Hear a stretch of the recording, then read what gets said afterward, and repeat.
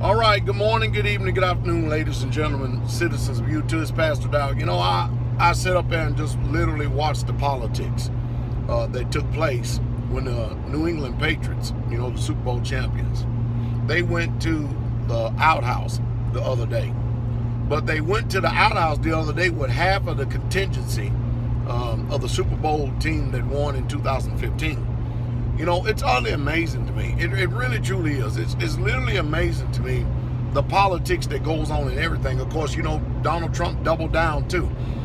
Under Obama, do what I did. Go back in Google and look at the size of the Patriots organization that actually went and attended the Super Bowl White House party, so to speak, when Barack Hussein Obama was there.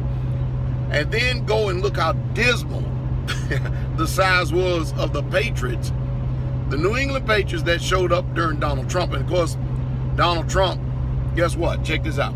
He didn't say one word about the greatest quarterback in the history of the NFL, Tom Brady. Of course, guess what? Tom Brady wasn't there either. So it's utterly amazing. You can't tell me there ain't politics involved. Of course, Donald Trump, he talks about how the Bill Belichick wrote a letter and stuff, and it really was, even though it was somewhat about the New England Patriots, it really was all about Donald Trump. It really was. So you tell me that there's not partisan politics that is going on even in the NFL in itself.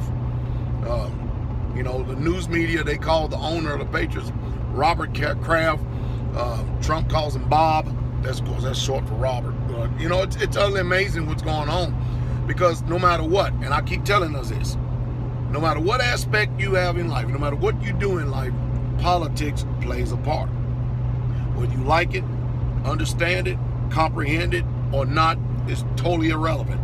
Politics plays a part. Always has, always will. But to sit there and watch it, it was just like watching a dog and pony show. It literally was a circus. It really was. And to see Bill Belichick in a suit, and that is all but laughable and funny. Kind of like if I had a suit on, that would be laughable and funny too. Even I think it looks funny me wearing a suit, but because we so used to seeing him in a sweatshirt cut off on the sidelines using that brain. But I tell you, I really truly do tell you, it's kind of disappointing at the same time. The NFL is gonna have to do something because it's actually dying out in America. The NFL used to be one of the greatest sports things that there was that hit the country. And now it's dying out because of all the league regulation. And the players today, they're running short on character, big time. But I just thought I'd bring it up.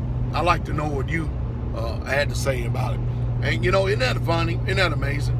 Colin Kaepernick still doesn't have a team, which, again, politics again.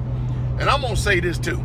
There used to be a time in the NFL that you would never, ever, ever seen a black quarterback in the NFL. I think the first black quarterback I seen play in the NFL was Joe Gilliam.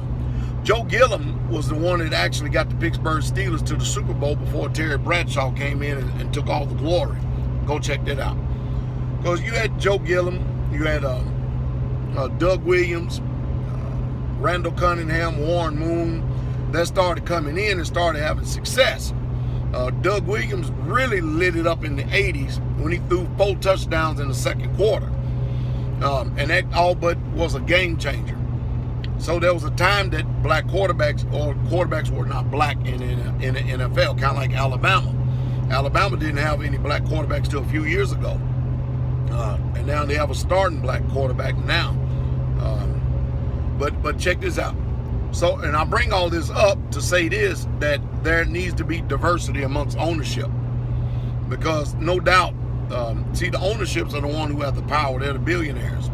Are there really truly any black billionaires out there that's really truly interested in owning an NFL franchise? And if he does, is he going to play business as usual with the good old boys? Because, that's a fraternity up there. That is literal fraternity to own an NFL football team. You wouldn't believe how many billionaires would love to get in on that cash cow. What they are paying the players is peanuts compared to what they are making, and that's the truth. But anyway, I just thought I'd tell you that and bring it up, because there's not one black owner in the NFL. In other words, you know, the NFL is a very diverse thing, because remember, before it was the NFL, it was the AFL, and as well, and then they joined and merged these leagues together, and then all of a sudden, you know, you've got black football players playing with white football players. And now if you look at the NFL landscape, NFL's dominated probably by what? I say 90% blacks that are actually playing on the field. Just like the NBA, it's the same thing. And they make a lot of money. And most of them, their biggest trouble and biggest problem that these young black players are having is they don't have any mentorship. They don't know what to do with money. You take somebody that comes from the hood, and all of a sudden you give them one of their first game checks, and it's $35,000. That's a lot of moolah. That's more than most people make in 1 year. And that's a game check. And you turn around and you get about 16 of them in 1 year. Woo-wee! Man, now you see the reason. See, they need mentorship. And everybody that's young in the NFL really needs mentorship. But I really truly think to balance it out, we're going to need black owners in the NFL as well. Now let's see if somebody makes this subject or this topic I'm speaking about racist or not. Let's see.